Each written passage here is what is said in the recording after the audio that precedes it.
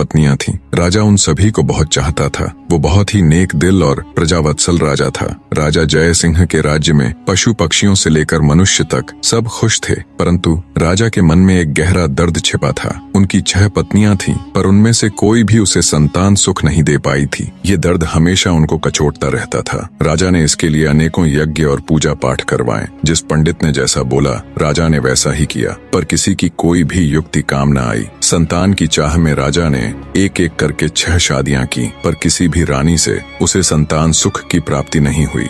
एक दिन राजा जय सिंह शिकार के लिए जंगल गए। वहाँ एक मृग का पीछा करते करते वो जंगल में दूर तक निकल गए। मृग तो भाग निकला, पर अब राजा भूख और प्यास से व्याकुल हो गया। तभी राजा के कानों में पानी के बहने की ध्वनि पड़ी। ध्वनि सुनते ही राजा की जान में जान आई। सोचा, जरूर आसपास ही कोई पानी का झरना है। भूख न सही, कम से कम प्यास तो मिटेगी। राजा ने ध्वनि की दिशा में तेजी से अपना घोड़ा दौड़ा दिया। जल्द ही राजा की आंखों के सामने एक बड़ा झरना था, पर जब राजा झरने के पास गया तभी उसके कानों में एक स्त्री की आवाज पड़ी। अंधे है क्या? दिखाई नहीं देता? एक लड़की स्नान कर रही है। भूख प्यास से व्याकुल राजा ने उस तरफ तो ध्यान ही नहीं दिया था। लड़की की आवाज सुन राजा चौंक गया। उसने तुरंत अपना मुंह फेर लिया और बोला, क्षमा करे देवी, मैं इस जंगल में बहुत देर से भूखा प्यासा भटक रहा हूँ, जिससे विचलित होने के कारण मैं आपको देख नहीं पाया। इतना कह राजा मुंह फेरे ही वहाँ से कुछ दूर चलकर खड़ा हो गया। कुछ ही पलों में वह लड़की स्नान से निवृत्त होकर राजा के पास आई। उसने सूखे वस्त्र धारण किए थे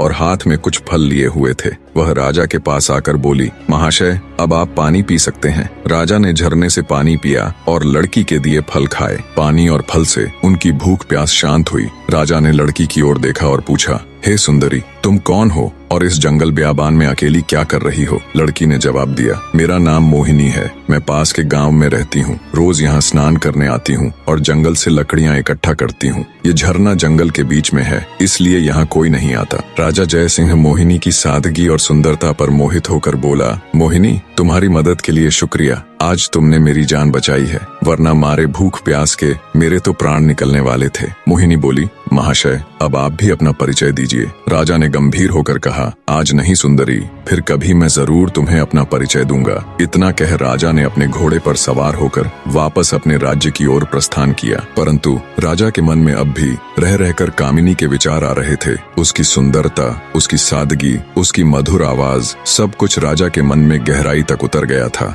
महल में लौटने के बाद भी राजा के मन में वो ही सब चल रहा था। राजा को समझ नहीं आ रहा था कि 6 रानियों के होते हुए भी वह उस अनजान युवती के प्रति इतना आकर्षित क्यों है। कुछ सोचकर राजा अपने भरोसेमंद वजीर गौरीनाथ के पास जाता है और उसे सारी